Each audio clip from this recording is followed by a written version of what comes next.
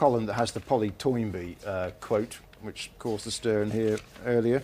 And the leader, today may still be a Liberal moment, not the one we sought, but not without possibility. Vincent, do you agree with that? Well, we don't know, do we? The proof of the pudding's in the eating. I mean, I suppose we've got to say we all wish it well. We all want Britain to do well as a country, but I think, and the Guardian with its own agenda has to pray that it works. I mean, they were campaigning for supporting the Lib Dems and hoping it works, but there's already tension and cracks emerging in this. But I remain is unconvinced. a significant shift in the centre of gravity of the Conservative Party, which has now moved. I mean, is now much firmer in the centre ground than it would have been. So, I mean, I think you are seeing a change in, and it'll change perceptions, I think, of the Conservative Party.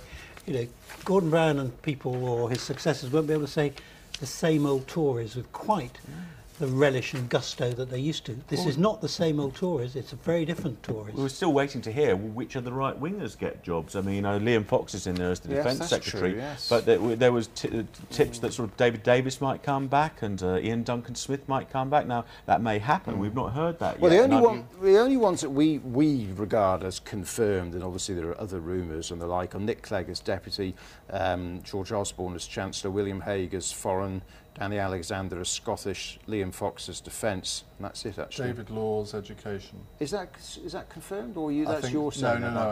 I think that is almost certain. Because of course that's the great Michael Gove thing. Yeah. Where it's said. But you were saying Michael Gove, and Home the Secretary, interesting weren't you? thing is what will happen to Michael Gove, because if he becomes Home Secretary, and he would be entitled to expect a big job because he's had a very good election campaign. He's one of the few shadow ministers that's been let out on the media and has actually done a very good job. But his views on civil liberties, shall we say, are, I don't want to exaggerate this, but at odds with those of David Davis and Dominic Grieve, and they've really driven the Home Affairs agenda of the Tory party over the past 5 to 7 years. So I think there might be trouble ahead if Michael Gove becomes Home Secretary.